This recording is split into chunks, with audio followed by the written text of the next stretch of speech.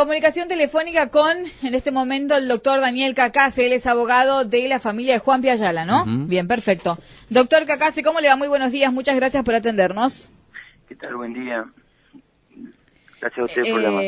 Doctor, finalmente, bueno, nos hemos enterado de la decisión de la justicia formoseña de sobreseer a estos dos únicos que estaban imputados dentro de la causa de Juanpi Ayala, que son los médicos, y finalmente apelaron a ese fallo, doctor. Sí, así es. El día viernes por la mañana hemos deducido el recurso de apelación contra la resolución del juez Guillén, que sobresee a los médicos porque consideramos que no tenía una fundamentación correcta, toda vez que para nosotros, y conforme a los estudios al dictamen que había emitido la Corte Suprema de Justicia, los peritos de la Corte Suprema de Justicia de la Nación, fundamentalmente en torno a la alta médica que se le otorgó ante el cuadro complicado que venía teniendo el Juanpi Ayala, no podía darse la alta médica, y eso fue determinante o fue tan importante para que se produzca finalmente el resultado de la muerte del chico, ¿no es cierto? Entonces, por eso nosotros consideramos que están dados todos los elementos para que, en definitiva, se dicte el procesamiento de los imputados. Por eso nosotros hemos recurrido a la resolución.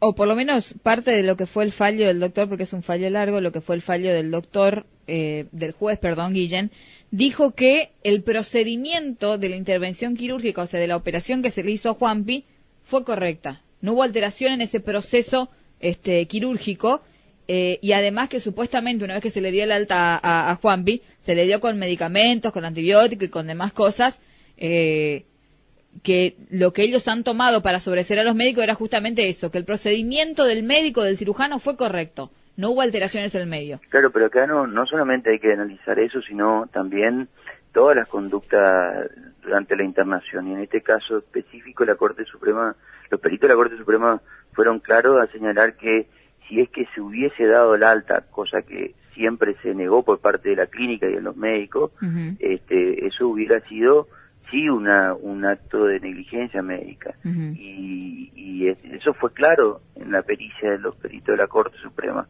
Y es ahí donde nosotros sostenemos que en este caso se actuó negligentemente y por ende hay responsabilidad, ¿no es cierto? Doctor, ¿y qué pasó con las pruebas que tenía que tenía la familia Ayala? Y también, ¿qué le llama la atención en estos momentos del dictamen del juez Guillén? Nosotros hemos incorporado todas las pruebas. Es un proceso que ya viene de hace 4 años, ¿no es cierto? Y fundamentalmente en estos tipos de procesos se resuelve a través de los dictámenes médicos, ¿no es cierto? ¿El juez Guillén entonces tomó todas las pruebas de ustedes? Sí, se recepcionó todas las pruebas que fuimos incorporando. Incluso siempre se negó la alta médica cuando de los certificados médicos que nosotros hemos incorporado como prueba documental surgía esa alta médica, ¿no es cierto? Entonces nunca se dejó constancia de eso en la historia clínica, y hay una ley de los derechos del paciente en donde dice que todas estas vicisitudes, todo lo que ocurra en el tratamiento médico deben ser asentados en la historia clínica, y esta cuestión del alta que se le otorgó previo al fallecimiento, cuando estaba atravesando un delicado estado de salud, fue la que determinó que los peritos de la Corte digan si para el caso de determinar, si comprobarse que se otorgó la alta médica, eso sí sería una negligencia. ¿Por qué? Porque eso implica un aporte importante o una introducción de mayor riesgo a que se produzca finalmente el resultado que terminó ocurriendo, ¿no es cierto?, que es el fallecimiento de Ayala. Porque en definitiva lo que el juez dijo es que se le otorgó el alta, seguía con las curaciones y con los antibióticos de amplio espectro, pero que aparentemente cuando se le dio... Pero acá es una cuestión importante que hay que distinguir, ¿no es cierto? Sí. Nunca un tratamiento ambulatorio puede ser el tratamiento que se recibe en una totalmente en una clínica o un hospital, en una internación, ¿no es cierto? Entonces el hecho de otorgarse una alta médica a un paciente que no está en condiciones y necesita un tratamiento intensivo, como era el caso de Juan Ayala, es determinante para que se sumen factores y se agreguen riesgos que finalmente contribuyeron a que se produzca el deceso, ¿no es cierto? Doctor, acá hay una cuestión que me gustaría aclarar. Este fallo, según usted, ¿no? Según su apreciación, ¿tiene que ver con un criterio del juez o con un vacío legal en el Código Procesal Penal? Digo, porque hace poco estuvimos hablando con un abogado de Buenos Aires y él nos comentaba que hay un vacío legal con respecto a la responsabilidad de los médicos en el Código Procesal Penal. En el sentido de decir, falta más especificación con la responsabilidad que tienen los médicos. En cuanto a los años de condena que se le puede dar a las causas, en el caso de la negligencia médica, la participación de los médicos, el hecho de que no te atiendan como corresponde también tiene que ver con una negligencia médica. Digo, la falta de atención por parte de los médicos, de a veces te vas a emergencia y te dicen, bueno, no es nada, tomate este antibiótico y ya está, y terminás en situación fatal a las pocas horas porque no te medicaron como corresponde, por ejemplo. Claro. No, acá hay que distinguir una cosa. El Código Procesal Penal es que el que establece el procedimiento que se sigue, ¿no es cierto? Nosotros tenemos un Código Penal que establece un tipo penal de lesiones culposas, cuando se producen lesiones y no el deceso, y homicidio culposo, que es un tipo penal en donde se definen por aquellos supuestos en donde se produce la lesión o el deceso, a través de conductas que pueden ser consideradas negligentes, imprudentes o violatorias de una norma o una regla de cuidado, ¿no es cierto? En este caso específico de los médicos siempre se habla de que se omiten reglas del arte, y una de las cuestiones importantes acá, y más en este caso de Juan Ayala, es que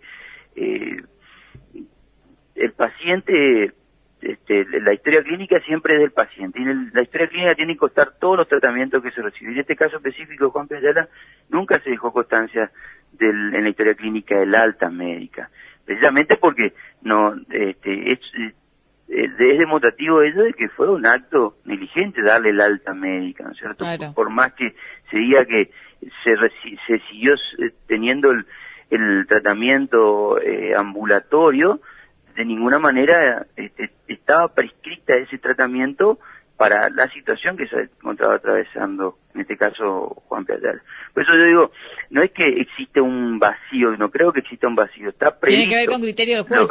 No, acá claramente están establecidas, porque en materia penal uno no puede hablar de criterios, sino que está previsto el tipo penal, y si encuadra en ese tipo penal, el médico va a ser procesado, así también porque este tipo penal también no solamente abarca la negligencia médica, sino como por ejemplo los accidentes de tránsito, ¿no es cierto? Cuando uno conduce un vehículo y ocasiona una lesión o una muerte por una negligencia, una impericia o una violación de una norma de tránsito, va a recibir la pena que establece. Después ahí podemos discutir si la frecuencia de pena establecida por este artículo es baja o no, ¿no es cierto? Que ya es motivo de que se analice en otro ámbito, ¿no es cierto?, de política criminal. Sí, lo que pasa es que según el juez, doctor, no hubo negligencia médica. Claro, eso es lo que sostiene, por eso lo sobresee. Nosotros consideramos que en este caso específico, por esa situación de otorgar el alta médica, no es claro que se incurrió en una negligencia, ¿no es cierto? Como lo afirman también los propios peritos de la Corte Suprema de Justicia de la Nación. Hay que apelar, y ustedes ya han apelado. Ahora, ¿qué tiempos hay que esperar, doctor? Y ahora el juez va a analizar, tiene que conceder el recurso y elevar a la Cámara respectiva, y ahí en la Cámara nosotros tenemos una instancia en donde podemos ampliar los fundamentos y después pasa a resolver. Nosotros esperamos que esto sea lo más rápido posible, teniendo en cuenta el tiempo que ya transcurrió, ¿no es cierto? Bien. Vamos a seguir en contacto, doctor, para ver cómo sigue la causa, y cómo siguen los tiempos de la justicia y demás cosas. Así que le agradecemos mucho por su comunicación. No, gracias a ustedes por llamar. Que tenga un buen resto del día. Bueno, igualmente, hasta luego.